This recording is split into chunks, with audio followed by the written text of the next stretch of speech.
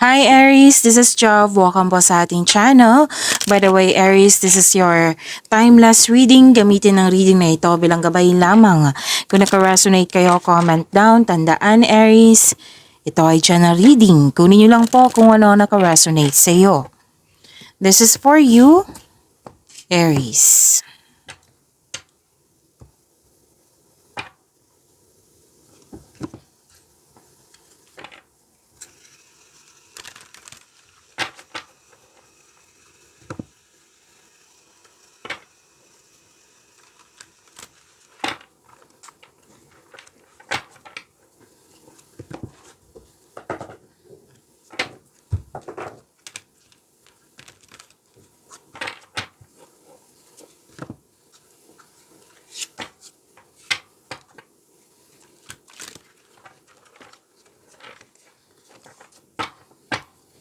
Para po ito sa iyo, Aries.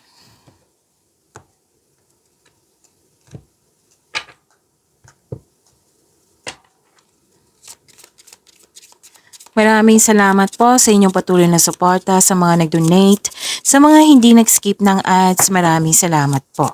Sa mga hindi pa nag-subscribe, subscribe na po kayo at click bell notification para malaman nyo na may bago tayong video. Para sa mga gusto magpa-reading po, comment po kayo ng personal reading.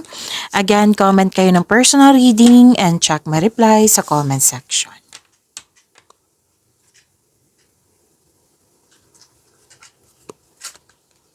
Wow. Okay. Aries, prosperity is yours. May nag-uusap dito tungkol sa domestic matters or sa property. Opo, na grupo ng tao and I believe this is your family. Pwede din iba, grupo ng tao po. And some of you gustong mag-stay sa bahay kasi you felt relaxed and relax, comfort, calm pag nasa bahay kayo. Ang ilan sa inyo, home base yung trabaho nyo po. At malakas ang iyong intuition ngayon. Marami kayong iniisip po tungkol sa inyong ambisyon. Nagkaroon ng time for reflection po. So, malakas ang intuition. Yan. So, okay. May nakita kasi ako dito, Aries, na pwedeng nag-alala kayo or nalungkot ng dahil sa loss of connection or loss of things or loss of opportunity. Pwedeng nangyari nito sa nakaraan na naalala mo or pinaalala sa iyo. So, sana'y ma-overcome niyo po ito.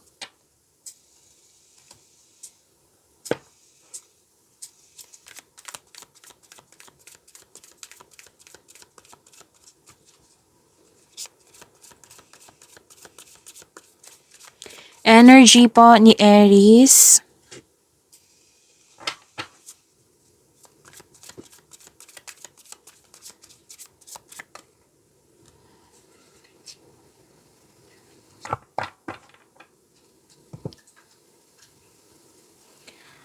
Para sa mga bago dito, kung may napansin kayo na repeating message, like for example, nanood kayo sa inyong 1 GB tarot reading, weekly GB tarot reading, at dito din sa inyong daily, at may napansin kayo na repeating message, yan po yung pinupush ng course sa inyo na kailangan yung bigyan ng atensyon, solusyon, at aksyon kung maaari po. So, ano yung energy ni Aries?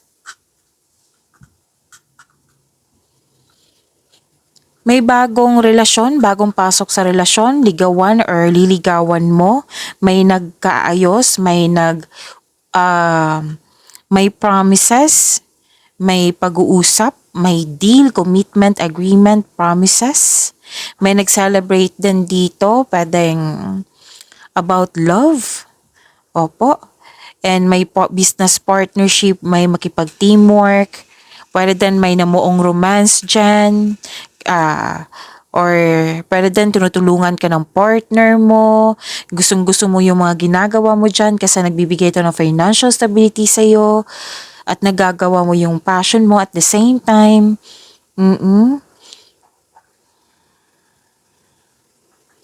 So, the couple is divinely guided also.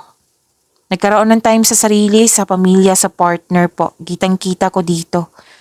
At may pagkakaisa.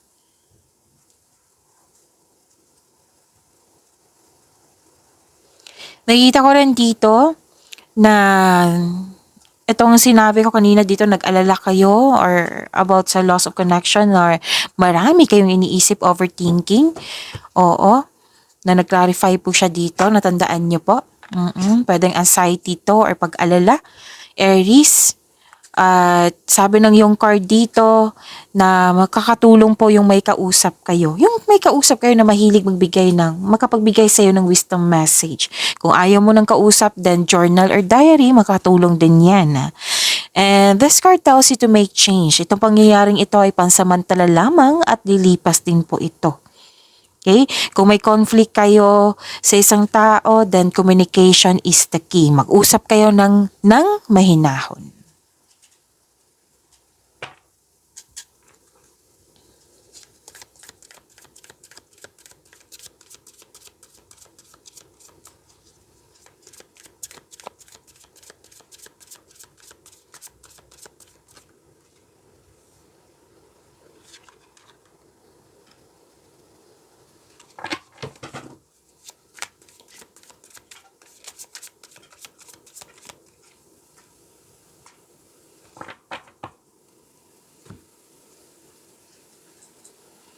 This is about your career and money, Aries.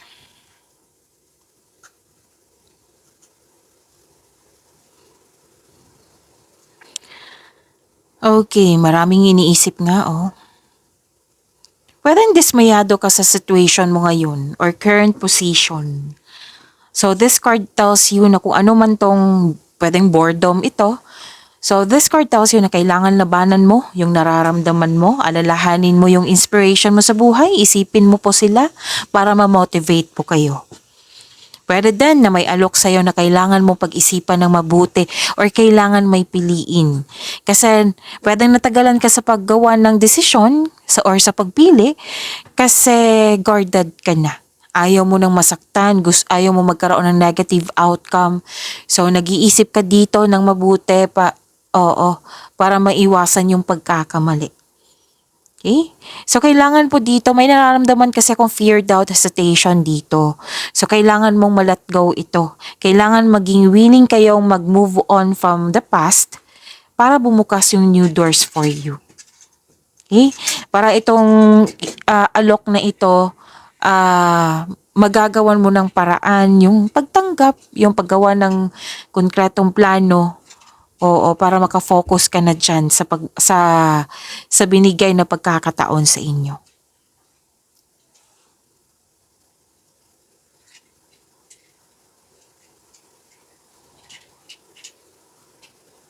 You're moving. Okay, so sabi dito, you're moving into a relationship role sa work or nakikita nilang magaling ka sa mga ginagawa mo, magaling ka na leader. And nakita ko dito sa dalawang card mo, sa dalawang card mo, nang sabi ko sa dito, stable ka na sa napili mong career at nagbibigay ito ng financial stability sa iyo. So claim nyo po, Aries.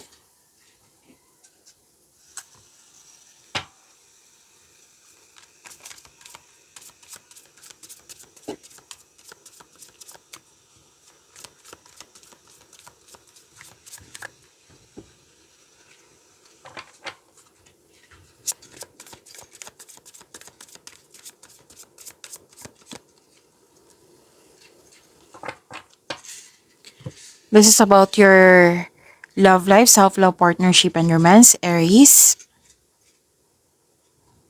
Sa mga marelasyon, sa buhay mag-asawa, maalaga kayo, oo, maalaga kayo sa inyong relasyon, maalaga kayo sa inyong partner, maasahan din kayo. Tapos, ang advice ng card nyo dito, magtiwala at magbuo kayo ng lasting partnership.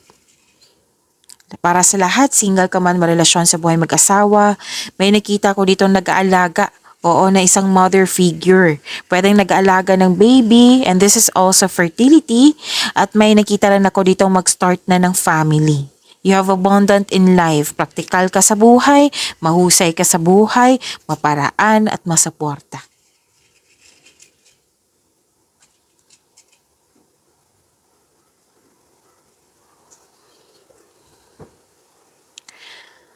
Okay, so sa mga single dyan, Sabi ng yung card, huwag po daw kayo magmanali na magkaroon ng relasyon. You need to slow down. Enjoy nyo po yung getting to know each other stage nyo. Okay? Pwedeng parating nito or nasa harap mo na. And ang sabi ng yung card dito, ng universe ay ibibigay ito. The universe is bringing the right relationship to you sa tamang panahon po. Kaya konting hintay lang po, trust and have faith sa universe. Maging mapagpasensya po at patuloy mo lang alagaan yung sarili mo habang hinihintay mo yung bigay ng tadhana sa iyo. Sa buhay mag-asawa sa mga relasyon, malapit nang maabot ang iyong goal sa buhay. Lahat kayo mag-harvest po. Pag-imanin niyo po yung blessings sa binigay sa inyo, Aries. See you tomorrow. Maraming salamat po.